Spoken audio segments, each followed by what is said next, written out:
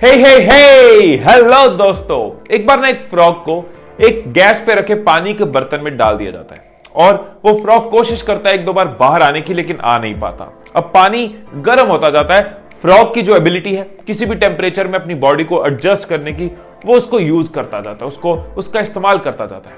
अब टेम्परेचर जो है वो बढ़ता जाता है 40 से 50, 50 से 60, 60 से 70। वो फ्रॉग पूरा जोर लगा के अपनी एडजस्टमेंट करता जाता है, सर्वाइव करने की कोशिश करता है। अब पानी उबलना शुरू हो जाता है। अब फ्रॉग के लिए ये तकलीफ की सिचुएशन हो गई। अब उसको बाहर निकलना है, किसी भी तरीके बाहर आना है। वो फ्रॉग अब पूरी जोर लगाने की कोशिश करता है, लेकिन अब तक उसका स्टेमिना खत्म हो चुका होता है। अब तक उसकी पावर खत्म हो चुकी थी, वो सब यूज हो गई होती है। इसी तरह से चाहे रिलेशनशिप की कोई रिजेक्शन हो, स्टडीज में मिली रिजेक्शन हो, बिजनेस में या जॉब में मिली हुई कोई रिजेक्शन हो, उसमें अपना पूरा दिमाग, पूरा स्टेमिना लगाकर धीरे धीरे खुद को खत्म करने से अच्छा जितनी जल्दी हो सके हम इस चीज को समझें और इससे बाहर आए। अब सबसे पहले हमें यह समझना होगा कि रिजेक्शन से हमें डर क्यों लगता है। अब देखो, ह्यूमन जो है ना, ह्यूमन से स्ट्रॉन्ग कई एनिमल्स हैं, ह्यूमन से तेज भागने वाले कई एनिमल्स हैं। ह्यूमन अपने आप में इस इकोसिस्टम में इतना स्ट्रॉन्ग नहीं है। तो आज से हजारों साल पहले ह्यूमंस को सरवाइव करने के लिए बहुत जरूरी था एक साथ रहना। उनकी ताकत थी कोऑपरेटिव चलना, एक साथ चलना, ट्राइब में रहना, काबिले में रहना।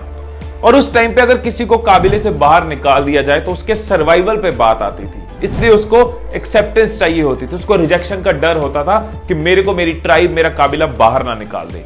और ये तब से एक डर हमारे दिमागों के अंदर है। इसको हम प्राइमिटिव इमोशन कहते हैं, यानी वो इमोशंस, वो बेसिक इमोशंस जो हजारों सालों से हमारे अंदर एग्जिस्ट करती हैं। वो शुरू से हमारे अंदर होती है, हम उनको सीखते नहीं है, वो एग्जिस्ट करती है। जैसे एक माँ का एक बच्चे के लिए प्यार, वो सीखा नहीं जाता, वो नेचुरली आएगा। कुछ लोग कॉकरोच को देख के एकदम डर जाते हैं, लिजर्ड को देख के एकदम डर जाते हैं, वो कई सालों से प्राइमिटिव इमोशन है, उसकी वजह से।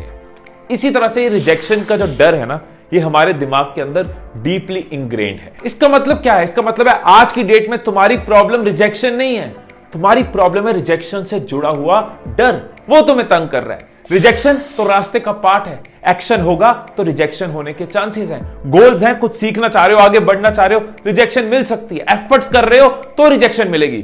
घर पे बैठे जिंदगी बीतते जा रही है तो रिजेक्शन नहीं मिलेगी। इसलिए जब भी रिजेक्शन आपके सामने हो या रिजेक्शन का डर आपके सामने हो, उसको फेस करो, उसको जर्नी का पार्ट समझो, अपना वक्त लो, उसको देखो कि रिजेक्शन का मतलब कभी भी हार नहीं है।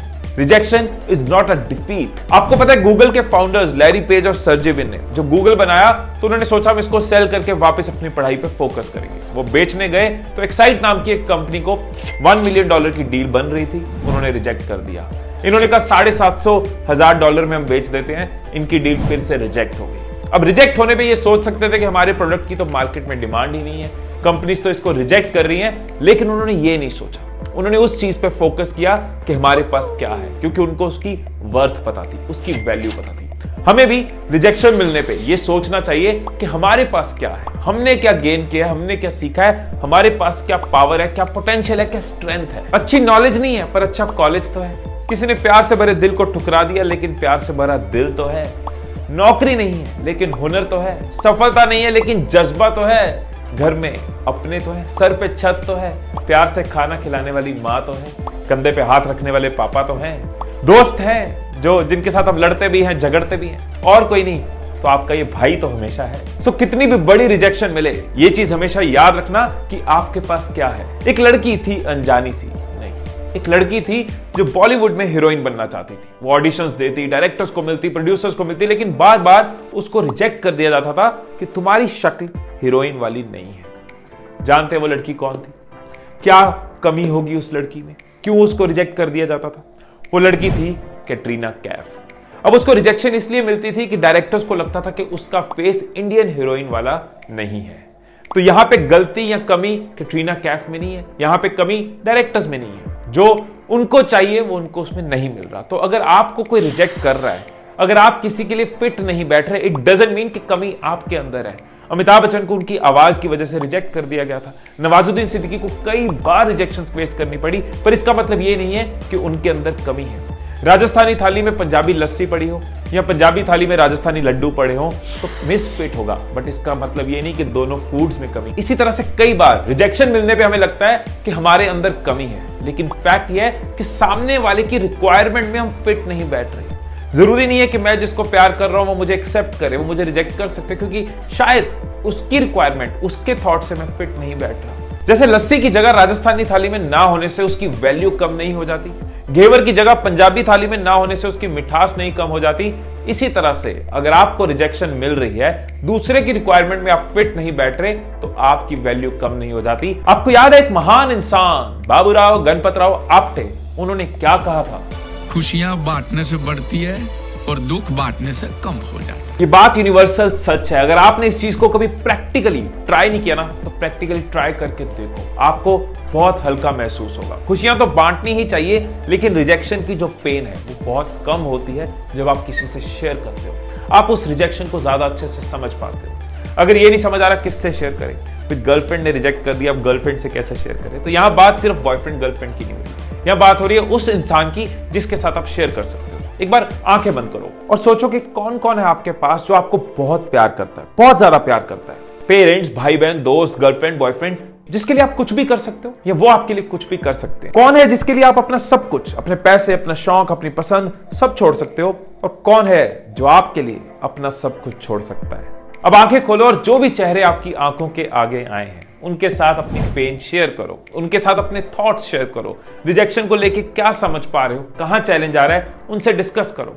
और अगर नहीं भी बता पा रहे, कुछ ऐसी चीज है कि उनके साथ ओपनली शेयर नहीं कर सकते, तो उनके साथ टाइम स्पेंड करो। भाई साहब, दिल का दर्द 100 किलो से 100 ग्राम हो जाता है। एक दिन ना मैं एक फूल सूंघने की कोशिश कर रहा था, देखो कैसी खुशबू है उसकी, लेकिन फूल के अंदर कुछ कीड़े लगे थे, तो मैंने पास में एक गमले में उसको फेंक दिया।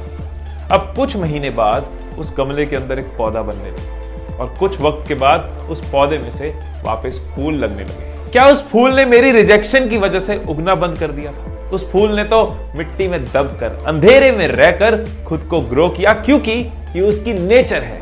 कुछ ऐसी ही नेचर हमें भी अपनी बनानी है। हो सकता है आप अपने पोटेंशियल का 30%, 40%, 50% ही यूज कर रहे हो। आपके अंदर कितना पोटेंशियल आपको पता ही नहीं है, जो लाइफ की रिजेक्शंस में से आप सीख सकते हो। खुद को एनालाइज करो, खुद को इंट्रोस्पेक्ट करो, देखो कहां है वो पोटेंशियल, कहां है इंप्रूवमेंट का स्कोप, क्या है जो सीखा जा सकता है, क्या है जो किया जा सकता है। अंधेरे में रहकर भी, मिट्टी में दबकर भी कैसे खुद को ग्रो किया जा सकता है। एक दिन मैं और गुंजन कहीं जा रहे थे। अरे कैसे ड्राइव कर रहे हो? देखा आपने? अब तुम्हें क्या लगता है कि उस स्पीड ब्रेकर के बाद मैंने अपनी गाड़ी हमेशा के लिए गैराज में बंद कर दी और चाबी जो है वो समुद्र में फेंक दी, गाड़ी चलाना छोड़ दिया?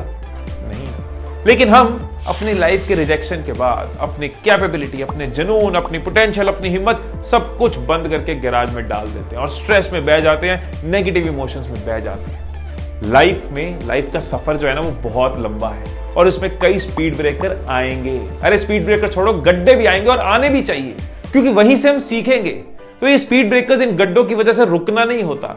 गाड़ी की स्पीड स्लो होती है, स्लो करनी है और निकल जाना है। नहीं स्लो कर पाए, सीख लेना है, लेकिन चलते रहना है। तो अपनी लाइफ की गाड़ी की चाबी हमेशा अपने हाथ में रखो, उसको फेंको मत, और अपनी पहिए जो है ना जिंदगी के, वो चलाते रहो, सफर का मजा लेते रहो। देखो लास्ट में मैं ये जरूर कहना चाहूंगा कि ऐसा कभी नहीं होगा कि इस दुनिया से रिजेक्शंस खत्म हो जाए। रिजेक्शंस हमारी लाइफ का पार्ट रहेंगी। हम खुद कई बार कई चीजों पे रिजेक्ट करते हैं। अबे ये कैसी मूवी बनाई है, अबे कैसा शॉट मारा है इसने, क्रिकेट को खेलना नहीं आता, अबे यार ये गवर्नमेंट क्या करी है। We keep on rejecting. हम लोगों को रिजेक्ट करते हैं, प्रोडक्ट्स को रिजेक्ट करते हैं, वीडियोस को रिजेक्ट करते हैं, ऐसी कई चीजें करते हैं। तो सेम चीज दुनिया भी करती है। हर कोई हमारे जैसे नहीं सोच सकता, ये मिसमैच हमेशा रहेगा।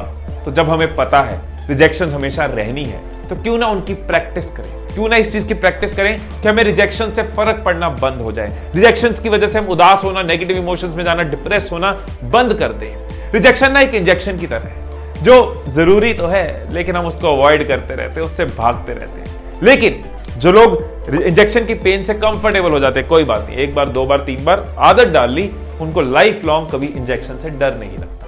यही चीज आपको करनी है, छोटे छोटे मौके ढूंढो रिजेक्शंस की प्रैक्टिस करने के। मैंने इसके बारे में डिटेल में बात करी है इस वीडियो में, आप इस पर क्लिक कर सकते हैं और समझ सकते हैं कैसे आप खुद को रिजेक्शन से इंसुलेट कर सकते हैं, कंफर्टेबल कर सकते हैं, जिससे आपका कॉन्फिडेंस बढ़ेगा, आप लाइफ में बहुत आगे बढ़ोगे। सो इन पॉइंट्स को याद रखना, अपनी जिंदगी में उतारना, खुश रहना, खुशियां बांटते रहना। I love you all.